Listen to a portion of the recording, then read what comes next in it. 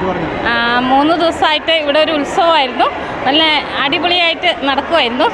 പിന്നെ ഇന്ന് ലാസ്റ്റ് ദിവസം കൂടുതൽ ആളുകളെ പങ്കെടുപ്പിച്ചുകൊണ്ടാണ് നമ്മൾ ഇന്നത്തെ പരിപാടി നടത്തിയത്.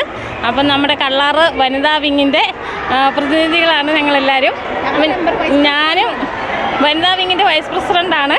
ഇപ്പം ഇവിടെ വന്ന് എല്ലാവരും നല്ല അടിപൊളിയായിട്ട് എല്ലാ കുടുംബശ്രീ അംഗങ്ങളുണ്ട്, വനിതാ വിങ്ങുണ്ട്, 2, 3 വാർഡിലെ വനിതാ വിങ്ങിൽ എല്ലാ വനിതാ വിങ്ങും ഉണ്ട്, മാലക്കൽ വനിതാ വിങ്ങും ഉണ്ട്.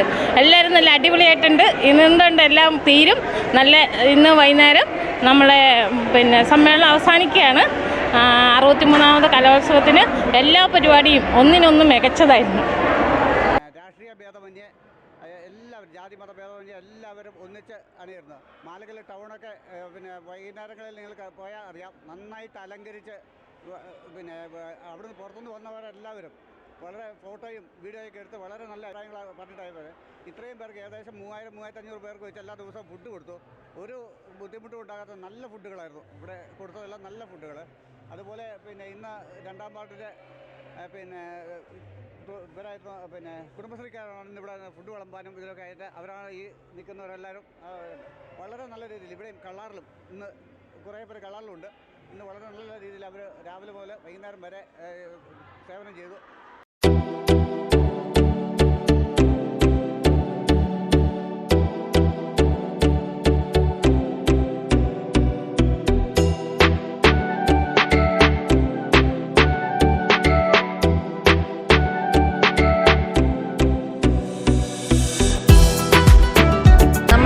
മാലക്കല്ല് വനിതാ വിങ്ങിൻ്റെ വ്യാപാരി വ്യവസായി വനിതാ വിങ്ങിൻ്റെ ടീമാണ്. ഞങ്ങൾ രാവിലെ 11 മണിക്കിടെ വന്നു. എല്ലാ സഹകരണം വിളമ്പാനും പുറത്തുനിന്ന് വന്ന പിള്ളേരെ സഹായിക്കാനും അവർക്ക് നല്ല രീതിയിൽ ഭക്ഷണം കഴിച്ചിട്ട് പോകാനും എല്ലാം ഞങ്ങൾ സഹകരിച്ചു. ഞങ്ങൾ 12 പേരുണ്ടായിരുന്നു. ഇന്നത്തെ ഡ്യൂട്ടി കഴിഞ്ഞിട്ടാണ്. ഞങ്ങൾ വൈകുന്നേരം വരെ എല്ലാം വൃത്തിയാക്കി എല്ലാം ക്ലീൻ ആക്കിയിട്ടിട്ട് മാത്രമേ ഞങ്ങൾ പോകുന്നുള്ളൂ. ഞങ്ങളിന്ന് കടയെല്ലാം ഒഴിവാക്കിയിട്ടിന്ന് ഇല്ല, നമ്മളെ കുട്ടികളില്ല, ഇനി പറയാറുടെ കുട്ടികളുണ്ടാവും. എൻ്റെ മോളില്ല, എൻ്റെ മോള് രാജപുരത്താണ് പഠിക്കുന്നത്. അവരും ഇവിടെ NCCയുടെ ഞങ്ങളൊക്കെ ഇവിടെ പഠിച്ച സ്കൂളാണ്.